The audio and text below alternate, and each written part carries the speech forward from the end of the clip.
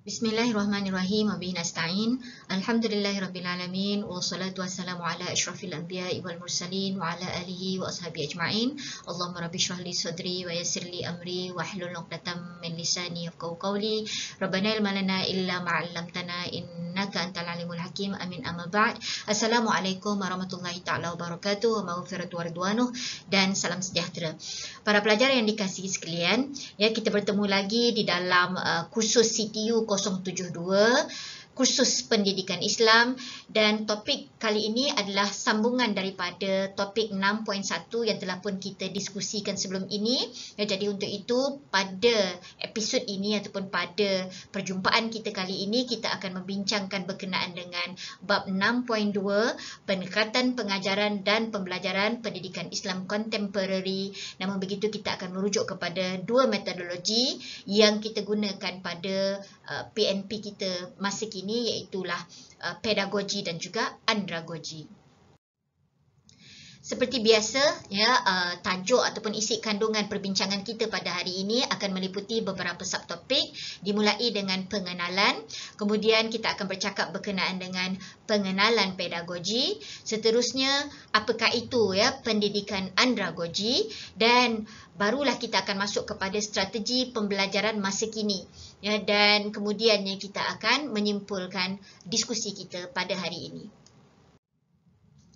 Para pelajar yang dikasihi sekalian, di dalam bab 6.1 kita telah pun membincangkan berkenaan dengan pelbagai metodologi yang wujud di dalam Al-Quran di dalam mendidik masyarakat. Ya, jadi untuk itu dalam pertemuan kita pada kali ini kita akan membincangkan berkenaan dengan apakah yang dimaksudkan dengan pedagogi dan juga andragogi. Ya, yang mana satu elemen yang diperlukan di dalam pendidikan pada hari ini adalah elemen yang kita namakan sebagai kesenian di dalam mengajar, ya, ataupun cara yang terbaik untuk kita mendekati para pelajar kita. Ya, jadi untuk itu perbincangan kita ini akan merujuk kepada dua, ya, metodologi yang besar yang terhasil daripada kajian demi kajian, penyelidikan demi penyelidikan yang dilakukan di dalam dunia pendidikan, di mana satu yang kita namakan sebagai pedagogi khusus untuk, ya, pembelajaran di peringkat rendah sehinggalah kepada sekolah menengah, manakala untuk andragogi adalah pendidikan bagi orang dewasa. Apakah yang dimaksudkan dengan pedagogi? Baik, pedagogi secara umumnya, ya, membawa maksud sains ataupun seni mengajar. Makna dia, ya, di dalam proses kita melaksanakan pengajaran dan pengajaran di dalam kelas kita, ya, seorang educator ataupun seorang guru itu perlulah, ya, bukan setakat berperanan sebagai orang yang membimbing, orang yang menyampaikan maklumat, menyampaikan ilmu, dan juga bukan setakat penyelia, bahkan, ya, dia perlulah menjadi seorang penghibur ataupun entertainer, yang dapat mengenal pasti rentak yang paling sesuai, ya, untuk menghiburkan para pelajarnya. Ya, jadi untuk itu kesenian dalam mengajar ini adalah berbeza di antara seorang individu dengan seorang individu yang lain. Bahkan audiensnya juga, ya, penontonnya juga adalah berbeza di antara satu sama lain. Jadi kita dalam pedagogi ini sebenarnya kita tak dapat nak memastikan apakah, ya, style ataupun cara yang terbaik di dalam kita nak menarik perhatian para pelajar. Jadi inilah yang diperbincangkan di dalam sistem ataupun di dalam metodologi yang kita namakan sebagai pedagogi ini, iaitulah arts of teaching. Walau bagaimanapun di sana ada juga orang yang mendefinisikan pedagogi ini sebagai suatu kaedah ataupun suatu metod, ya, pengajaran dan juga pembelajaran yang lebih sesuai dilaksanakan pada peringkat sekolah rendah dan juga sekolah menengah. Ya, namun begitu secara umumnya kita faham bahawa pedagogi merujuk kepada kesenian di dalam pengajaran. Ya, dan ianya bermula, ya, dengan kajian daripada Brian Simon apabila beliau membuat perbandingan di antara pelaksanaan PNP, ya, di Britain dengan pelaksanaan PNP di beberapa buah negara negara maju dan juga negara kelas ketiga, di mana satu perbandingan yang dibuat dengan Afrika Selatan sebagai contohnya, ya, di antara pendidikan di Britain dan Afrika Selatan, mendapati pendidikan di Afrika Selatan ni dia lebih praktikal, ya, di mana pelajar dia bukan hanya belajar secara teori, bukannya hanya one man show, ya. Jadi Brian mendapati pelajar-pelajarnya begitu enjoy, ya, di dalam pendidikan mereka, ya. Jadi apa yang dapat dilihat adalah aktivitinya lebih menarik, ya, dan lebih menyebabkan pelajar cepat faham. Ya, begitu jugalah apabila Brian Simon membuat perbandingan di antara pendidikan di Britain dan juga pendidikan di Jepun sebagai contohnya. Ya, jadi pendidikan di Jepun ini, mereka ini lebih advance, lebih praktikal, ya. Maknanya kata walaupun, ya, tadi negara bundur, dan kemudiannya negara yang jauh lebih moden, tetapi disebabkan oleh, ya, pendidikan di Jepun ini adalah lebih berteraskan kepada student centered learning, yang menyebabkan lahirlah satu idea, ya, dalam pemikiran Brian Simon ni untuk mengkritik, ya, perjalanan pengajaran dan pendidikan yang masih lagi kekal, ya, secara konservatif yang dilaksanakan di Britain. Jadi daripada situlah, ya, lahirlah satu guidelines, ya, daripada kritikan itu, maknanya kata daripada suatu penilaian itulah yang menyebabkan berlakulah paradigma, ya, di dalam dunia pendidikan di Britain yang kemudiannya tersebar ke seluruh dunia yang kita namakan sebagai pedagogi. Baik, apakah itu pedagogi efektif? Sebenarnya para pelajar yang dikasihi sekalian, ya, tidak ada suatu kaedah ataupun strategi ataupun teknik yang paling sesuai yang boleh digunakan oleh seseorang tenaga pengajar di dalam memenuhi keperluan pelajar-pelajarnya. Itu sebabnya bila kita bercakap berkenaan dengan pedagogi efektif, maka pedagogi efektif itu membawa maksud, ya, pedagogi ataupun pelaksanaan PNP yang menggabungkan pelbagai teknik, ya, yang mana kita ni adalah sebagai pemudah cara kepada para pelajar untuk mendapatkan maklumat yang dikongsikan pada hari tersebut, walaupun dengan mungkin cara yang berbeza, ya. Sebab di antara pelajar kita ni ada yang fast learner, ada yang late bloomer, ya. Jadi itu yang menyebabkan, ya, tenaga pengajar ataupun educators ataupun pensyarah, guru, dia perlu memastikan apakah strength, ya, apakah kekuatan bagi diri seorang pelajar dan apakah kelemahan bagi diri seseorang pelajar yang berada di dalam satu-satu kumpulan pembelajaran, ya. Jadi untuk itu, macam saya letakkan satu contoh lah, ya, untuk CTU 072, untuk khusus pendidikan Islam kita ini, kita ada hafazan. Jadi untuk itu, tak semua pelajar yang boleh menghafaz dalam kadar yang segera 15 ayat sekaligus. Ada pelajar yang memerlukan tempoh masa yang sesuai untuk mereka ini membuat hafazan, ya. Jadi masing-masing mempunyai background yang berbeza. Jadi apakah tugas fasilitator, apakah tugas guru, apakah tugas pensyarah? Maka kita akan memudah cara, mencari jalan, ya, untuk memberikan flexibility kepada para pelajar, ya. Yang paling penting adalah masing-masing, ya, semua pelajar dapat mencapai matlamat yang sama, iaitu menyempurnakan, ya, hafazan mereka. Namun begitu masing-masing memerlukan, ya, cara yang berbeza-beza untuk sampai ke destinasi. Jadi itu yang kita maksudkan dengan pedagogi efektif.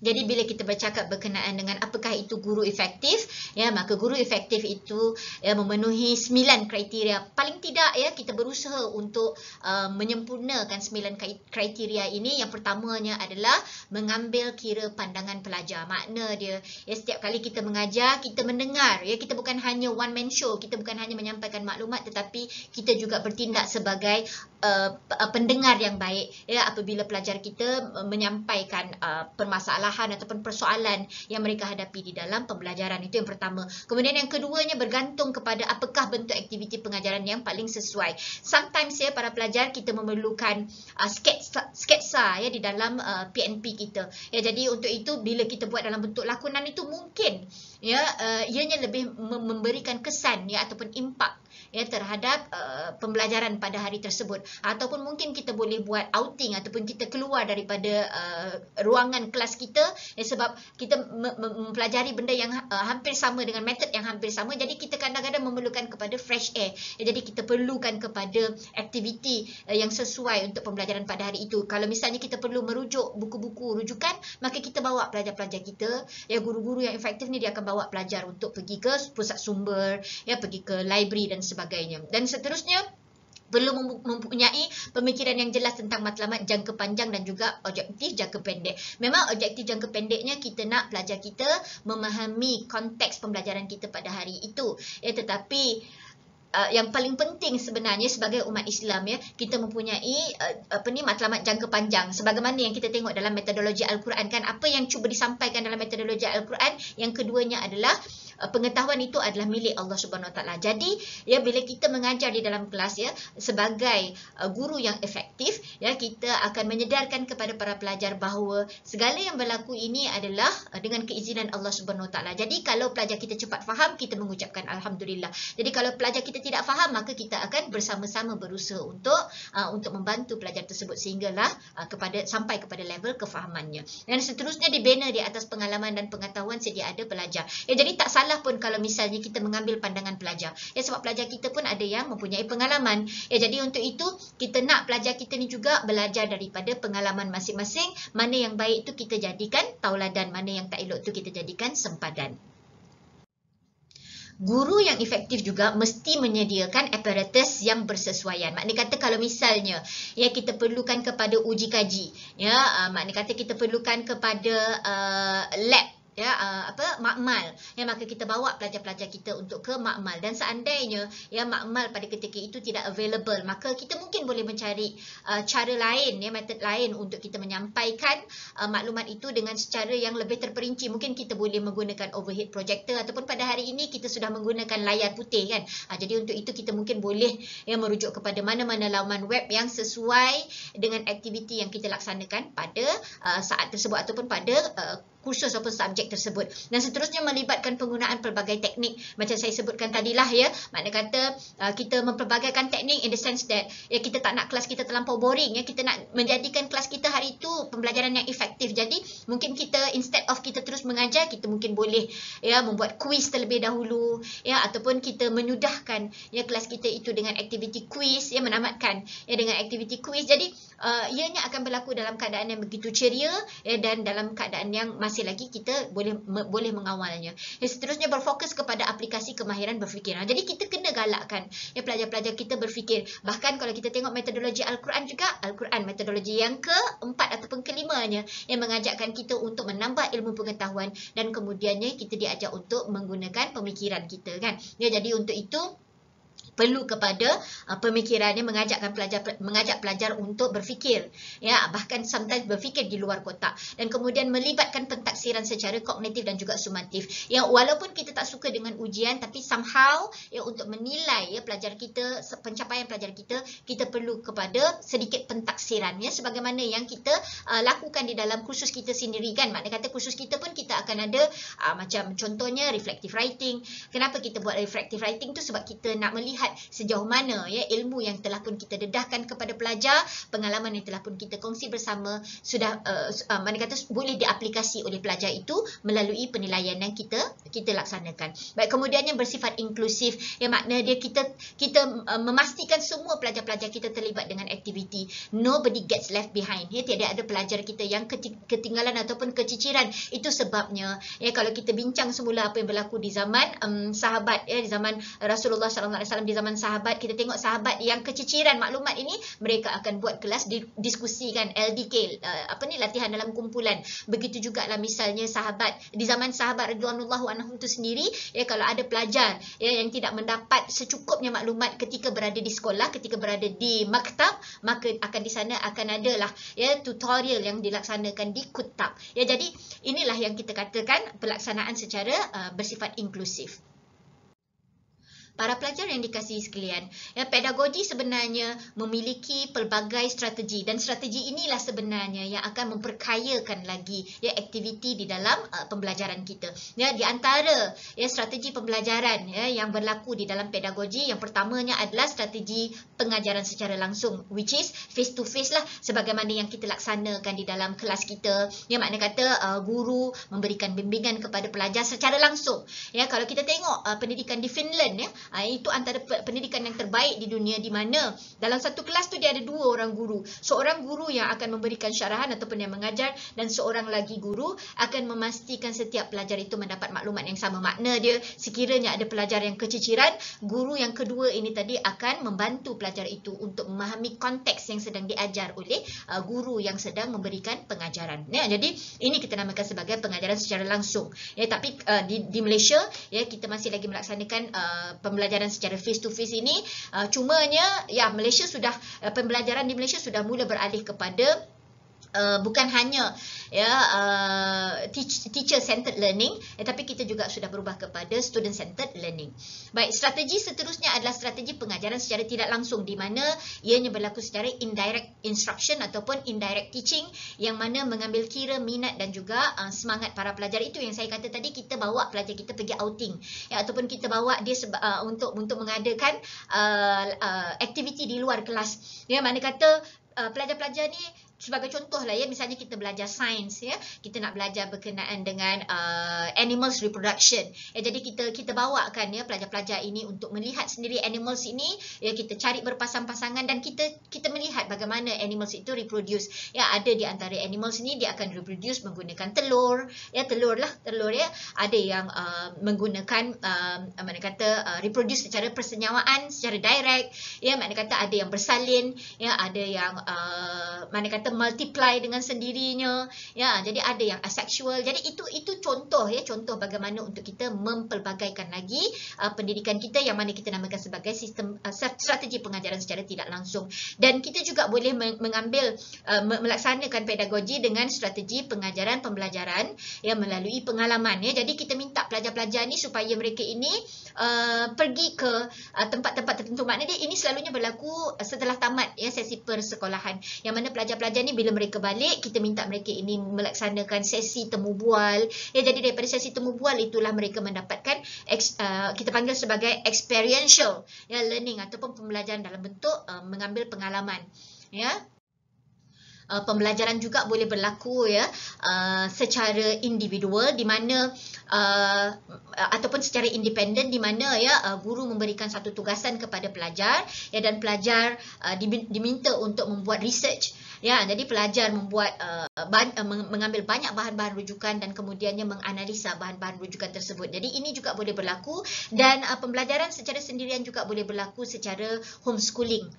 Misalnya ada parents, ada ibu bapa yang mempunyai masalah untuk menghantar anak mereka ke sekolah, sama ada pelajar itu yang bermasalah ataupun parents itu menganggap anaknya mungkin ada permasalahan tidak selamat ke sekolah, ataupun anak dia mangsa buli dan sebagainya. Jadi mereka prefer untuk melaksanakan homeschooling. Ini juga kita boleh anggap sebagai pembelajaran secara bersendirian, dan di sana ada strategi pembelajaran yang secara interaktif ataupun interactive instruction, di mana kita tengok pelajar-pelajar ini diminta untuk membuat satu projek, di mana mereka ini akan membuat dalam bentuk assignment, satu kumpulan-kumpulan, di mana mereka ini akan berinteraksi di antara satu sama lain, yang mana ianya menggalakkan teamwork ataupun setia kawan di antara satu-satu kumpulan. Jadi ada banyak cara untuk kita melaksanakan pembelajaran kita, dan inilah yang kita namakan sebagai pedagogi efektif.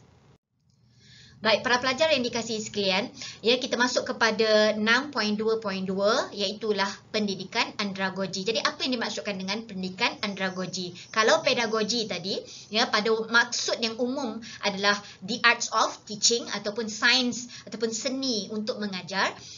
Manakala pendidikan andragogi pula juga mempunyai beberapa definisi. Ada yang mendefinisikan andragogi sebagai pendidikan untuk orang yang lebih dewasa, tetapi ada juga yang mendefinisikan andragogi sebagai social pedagogi.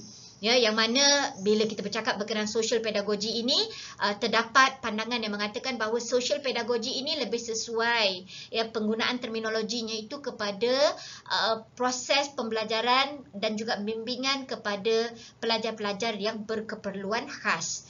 Ya, jadi untuk itu mereka tidak bersetuju andragogi itu disamakan dengan social pedagogi. Walau bagaimanapun, ya, dalam proses kita mempelajari ini, ya, kita tak salah pun kalau kita belajar berkenaan dengan pandangan-pandangan ini. Namun begitu dalam konteks pembelajaran kita pada kali ini, ya, andragogi ini kita maksudkan ataupun kita pilih definisinya sebagai pembelajaran untuk orang yang lebih dewasa.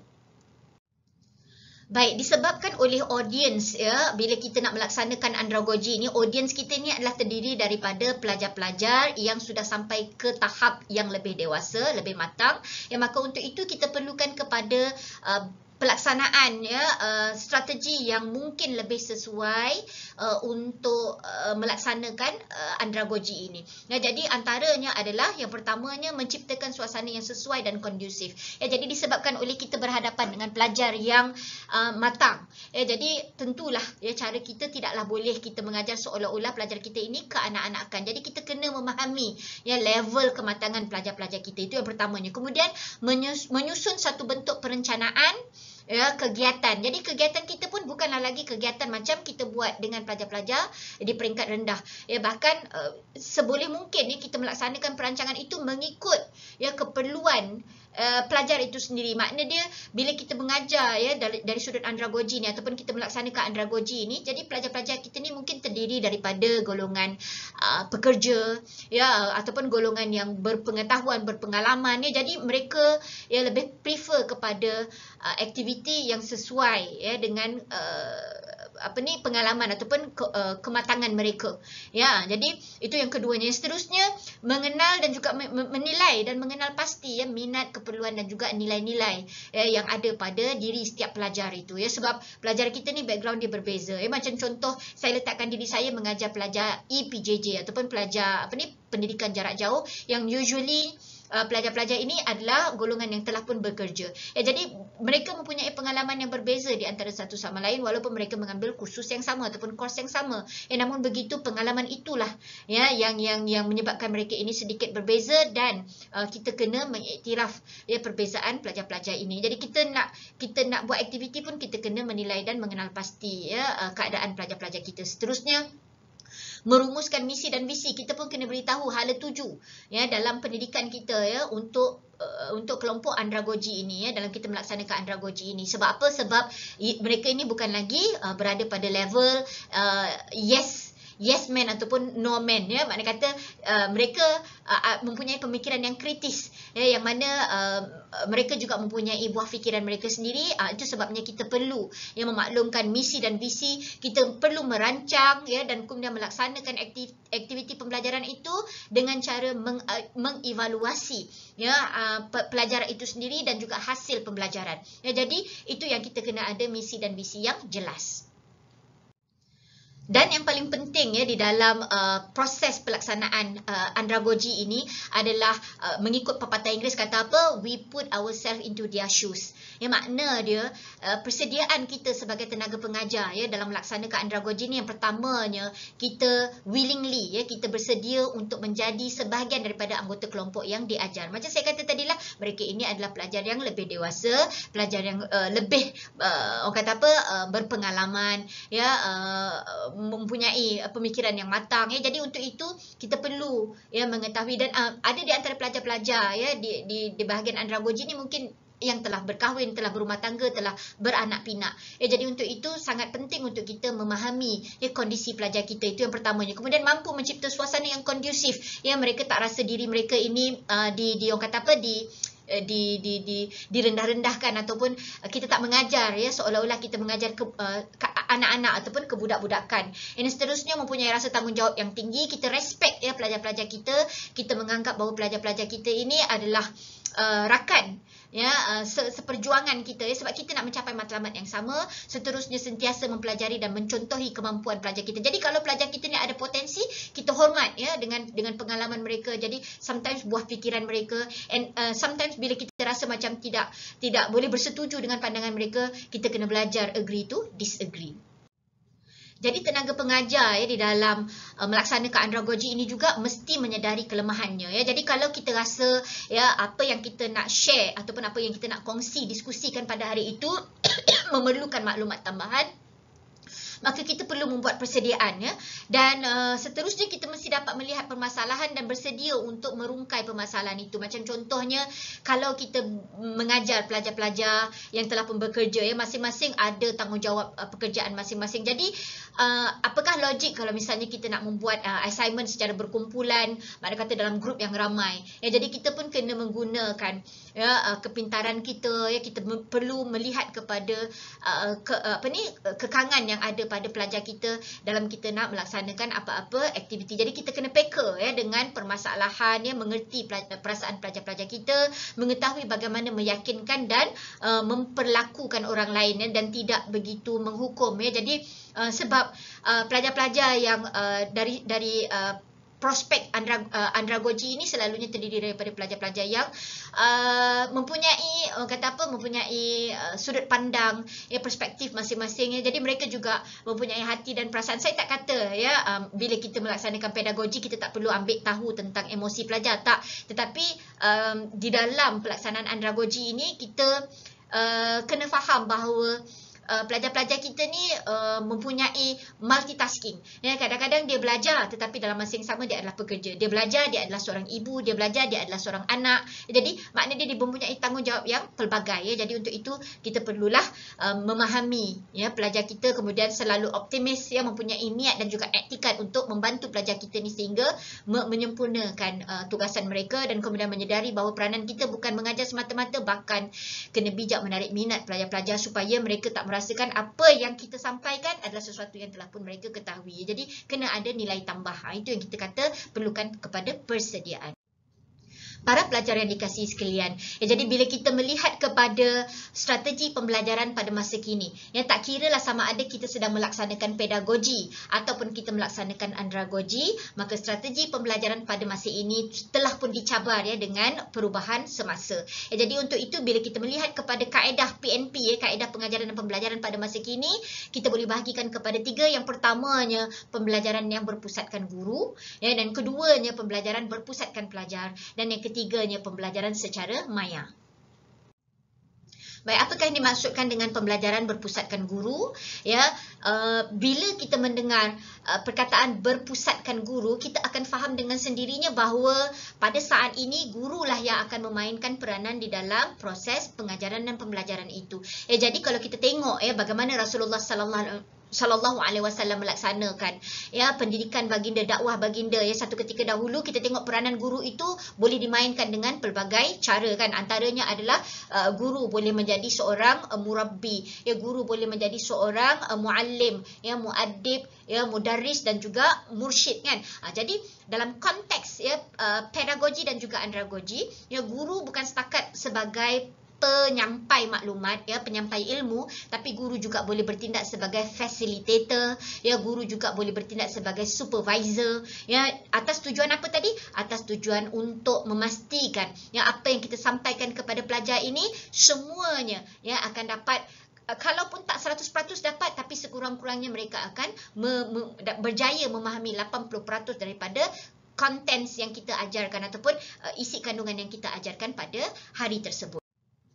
Manakala pembelajaran ataupun strategi pembelajaran berpusatkan pelajar pula merupakan suatu pembelajaran yang kadang-kadang berlaku secara langsung dan juga berlaku secara tidak langsung. Yang makna kata yang berlaku secara langsung selalunya berlaku pada sesi pembelajaran yang formal, di mana guru memberikan task ataupun memberikan tugasan-tugasan yang mana pelajar-pelajar ini mereka akan membuat sama ada secara individu ataupun secara berkelompok bersama-sama. Yang ini yang kita namakan sebagai latihan dalam kumpulan. Ya, dan perkara ini juga telah berlaku di zaman Rasulullah Sallallahu Alaihi Wasallam dahulu ya, apabila saya sebutkan dah tadi ya, para sahabat bila mereka tidak memahami ya satu-satu muhadarah, satu-satu mass lecture ya, ucapan secara besar-besaran atau pembelajaran secara besar-besaran, maka para sahabat ridwanullahu anhum mereka akan beralih kepada apa yang kita namakan sebagai strategi pembelajaran secara berkelompok ya, makna kata mereka melakukan ulang kaji bersama dengan para sahabat lah ya, bersama-sama mereka. Jadi samalah juga ya bila kita bercakap berkenaan dengan pembelajaran berpusatkan pelajar ini, maka strategi pembelajarannya lebih kepada pencapaian capaian pelajar itu sendiri, ya, aktiviti yang akan dilaksanakan oleh pelajar, sama ada dalam bentuk individu ataupun dalam bentuk berkumpulan, dan sama ada ianya boleh dilakukan dalam bentuk pendidikan formal di sekolah ataupun ianya berlaku secara masih lagi formal tetapi berlaku secara informal, ya, di rumah masing-masing. Baik, apakah pula pendidikan secara maya? Baik, pendidikan secara maya ada beberapa lagi kaedah dalam melaksanakannya. Baik, sebelum itu, pendidikan secara maya adalah pendidikan yang berteraskan online ataupun menggunakan, ya, platform-platform tertentu pada hari ini, ya, sebab semenjak, ya, kita dilanda COVID, ya, maka pembelajaran secara maya ini menjadi suatu alternatif kepada pendidikan, ya, yang dilaksanakan secara masif ataupun secara besar-besaran, ya. Jadi untuk itu ada pelbagai platform yang boleh digunakan oleh pelajar, ya, dan juga tenaga pengajar di dalam melaksanakan PMP mereka, sama ada mereka boleh menggunakan Google Meet, ya, ataupun mereka menggunakan Microsoft Teaching, ya, ataupun mereka menggunakan Zoom, ya, ataupun Cisco Webex, ya, dan macam-macam lagi platform, ya. Macam di UiTM kita ada platform yang kita namakan sebagai UFuture. Dan jadi apa yang berlaku di dalam pendidikan maya ini, ya, beberapa strategi yang telah pun dilaksanakan, ya, dan juga dirangka, ya, di dalam pembelajaran maya ini. Yang pertamanya yang kita namakan sebagai Flipped Classroom.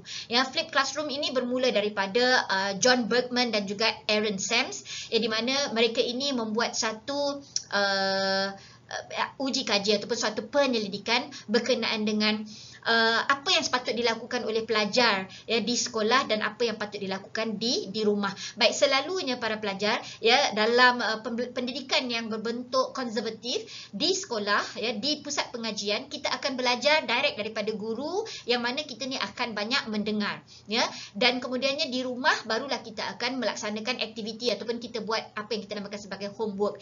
Tetapi Flipped Classroom adalah sebaliknya, meaning that di sekolah, ya, kita akan dibantu oleh guru-guru ni. Maknanya kata guru tu bukan lagi penyampai, tapi guru ni akan bertindak sebagai facilitator, di mana guru sebelum, ya, melaksanakan aktiviti di sekolah ini, guru akan membuat pre-recorded video. Ya, maknanya kata mereka akan merakam dahulu, ya, pengajaran dan pembelajaran, maka apabila pelajar-pelajar datang ke sekolah, dan pelajar-pelajar ini diberikan video tersebut, ya, ketika berada di rumah, jadi mereka ini boleh mengulang-ulang, ya, melihat ataupun menonton video tersebut sehingga faham, dan apa yang mereka tidak fahami barulah mereka akan datang ke sekolah pada keesokan harinya, akan diperbincangkan dengan guru. Dan inilah yang kita namakan sebagai Flipped Classroom. Jadi apa persoalan yang tidak difahami ataupun apa latihan yang tidak dapat dilaksanakan oleh pelajar, maka mereka akan dibantu oleh guru-guru yang bertindak sebagai facilitator ini tadi. Jadi itu kita namakan sebagai Flipped Classroom.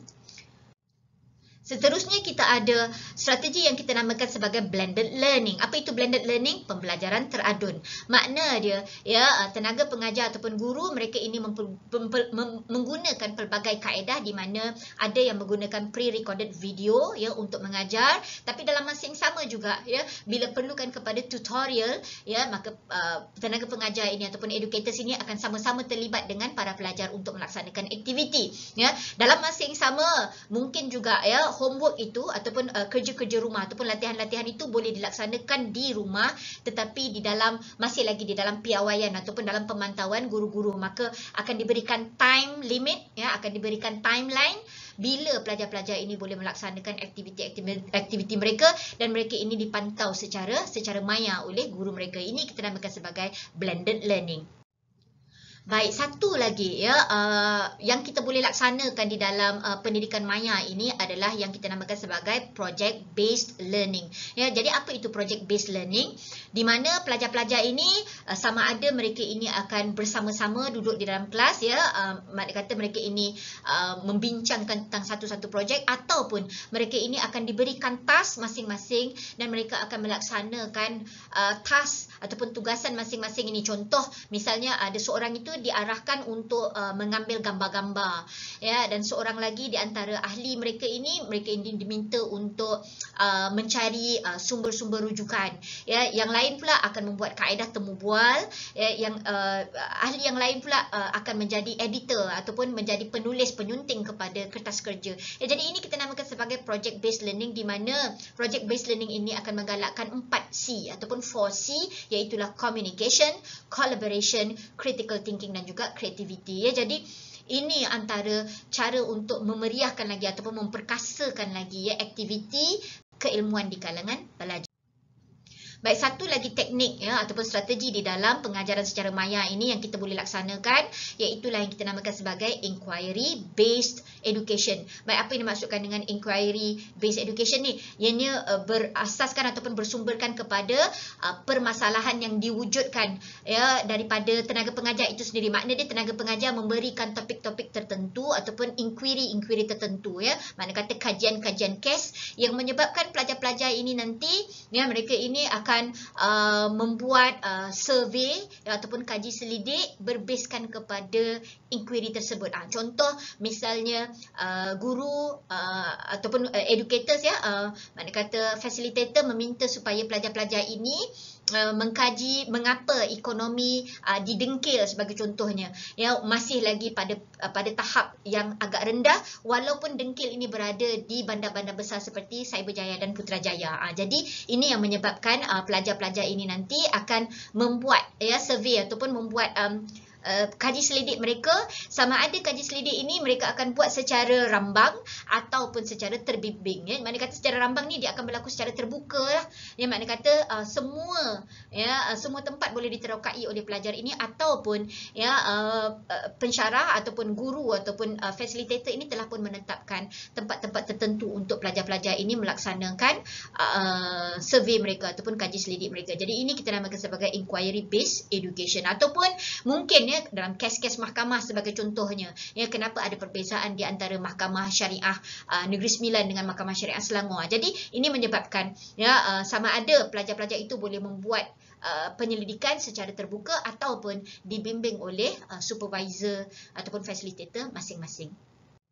Jadi sebagai kesimpulannya ya, bila kita melihat kepada pendekatan pengajaran dan pembelajaran, maka kita dapat melihat betapa ya sumber perundangan Islam ini ianya begitu perfect. Ya, makna kata Allah SWT datangkan Al-Quran dan Al-Quran itu sendiri pun ya mendidik manusia melalui pelbagai kaedah dan juga metodologi yang sebenarnya boleh diaplikasi dan relevan sehingga ke hari ini. Dan dalam masa yang sama, ya Islam juga tidak menghalang ya manusia untuk berkreativiti ya di dalam melaksanakan pendidikan. Maka dengan sebab itu lahirlah seni pendidikan yang kita namakan sebagai pedagogi dan andragogi. Walau bagaimanapun ya target kita sebenarnya di dalam dunia pendidikan ini adalah untuk memastikan ya pembelajaran ini berlaku secara efisien ya, secara harmoni dan secara menghiburkan ya. Sebab apa? Sebab pembelajaran pada masa kini penuh dengan cabaran-cabaran ya, penuh dengan permasalahan ataupun isu yang kalau kita tak dapat tangani maka pembelajaran itu tidak akan dapat berjalan dengan lancar. Jadi sama ada kita nak mengambil pendekatan pengajaran daripada Al-Quran ataupun kita nak mengambil pendekatan pengajaran daripada arts of teaching yang sebagaimana yang dicipta ya oleh penyelidik-penyelidik dalam bidang education ini, maka ianya tetap dianggap sebagai suatu usaha ya, yang membolehkan kita mencapai visi dan juga misi yang telah pun kita tetapkan dengan lebih awal ya. Jadi untuk itu ya saya tutup ya perbincangan kita ya dengan aqulu qauli hadza wa astaghfirullah li wa lakum. Wassalamualaikum warahmatullahi taala wabarakatuh.